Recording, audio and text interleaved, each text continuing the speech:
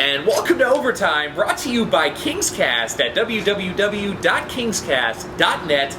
I'm Keith Cornelick. And I'm Chris Calzius. And we are fresh back from Staples Center this evening, here to talk to you a little bit about Kings hockey. That's right, Keith. Back from a back-to-back series against the San Jose Sharks in San Jose and against the Vancouver Canucks tonight. You know, it feels like Arctic temperatures here in Los Angeles. Fall is here. The season is progressing. We're already 17% of the way through. That's right. Canadians, I'm very sorry. It is 62 degrees here. You know, we're kind of bundling up where you would be probably sunbathing. So I say to you, Canadians, ha-ha. So here we are, episode 24, in which we like to call Blame Canada. Let's rip it out.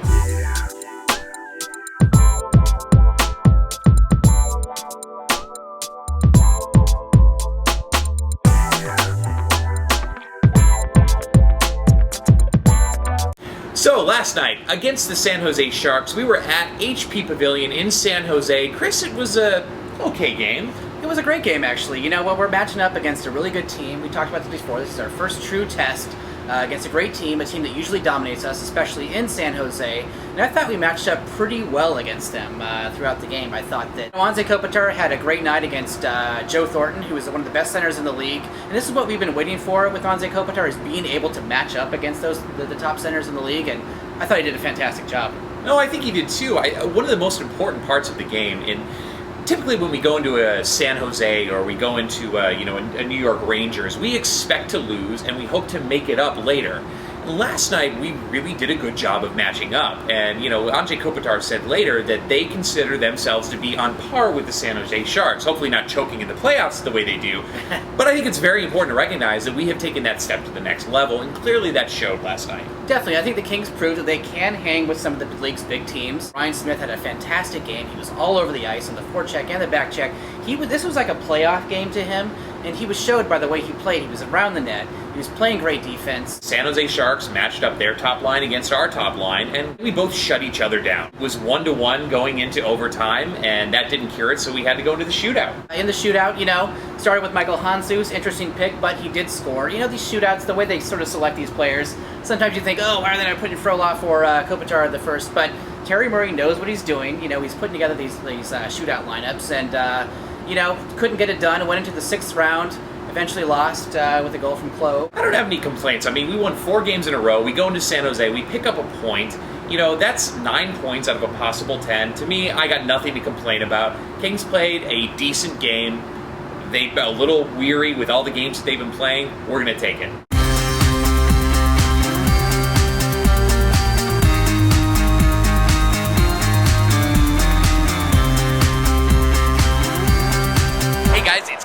Staples Center for Canada Night. Kings Canucks. Go Canada. Go Kings. Here we go. Go Canada!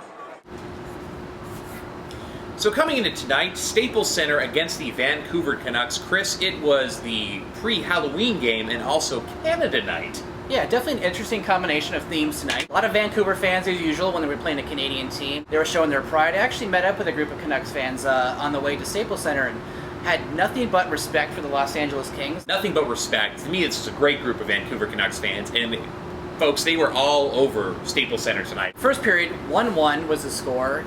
Sort of an uneventful period, but Scott Parks had the lone goal for the Kings, his first NHL goal ever. Yes, that's true, and that is 3 points in 4 games, a goal and 2 assists, and you know what I gotta say, Chris?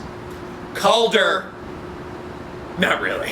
One of the things that I was really disappointed about it, usually at Staples Center, Chris, right before Halloween, people will come out in costumes, which is some, rather bizarre ones. The Scream guy, last year somebody dressed up as Conan the Barbarian.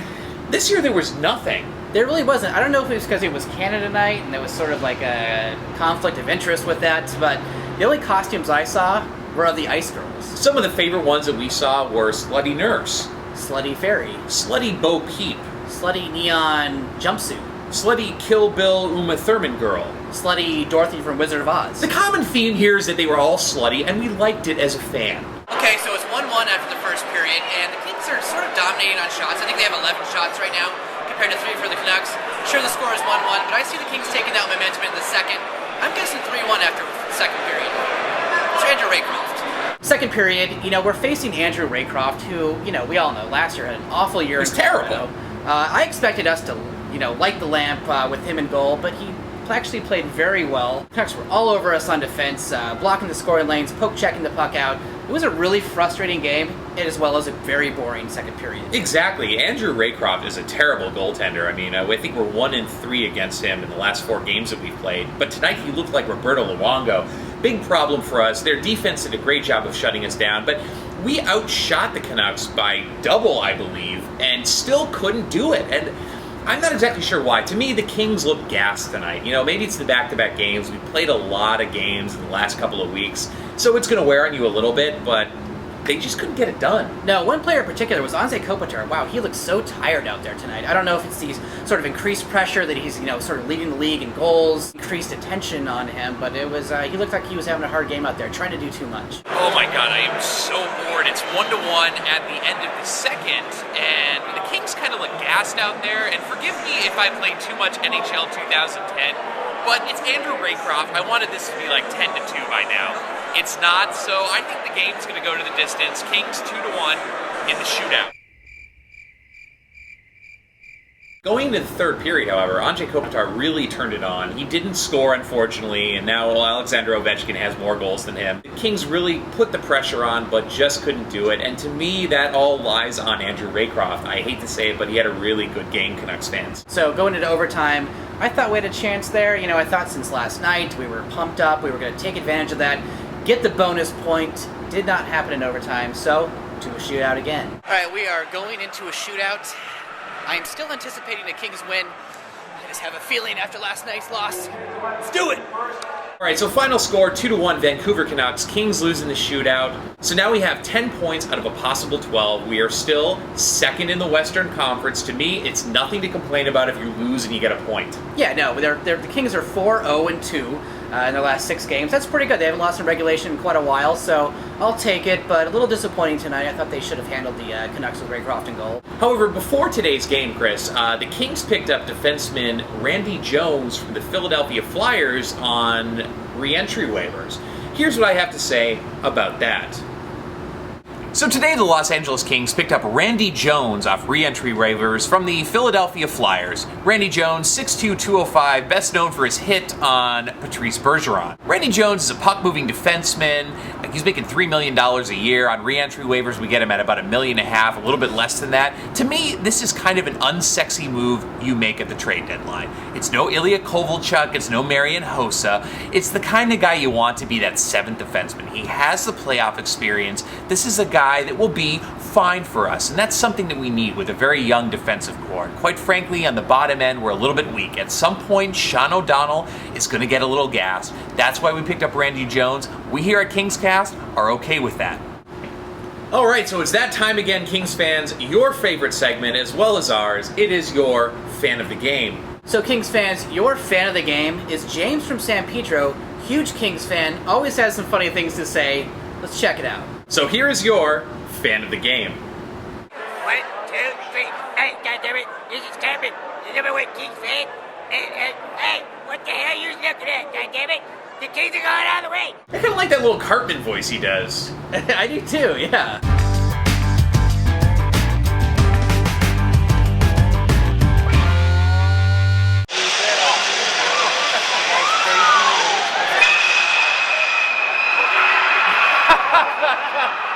And now it is time for your question of the day. Now, Chris, last night in San Jose, after the loss, Anze Kopitar said to Rich Hammond he believes that the Los Angeles Kings can match up against the best of the best. So our question of the day is, do the Kings match up with the most elite teams in the league?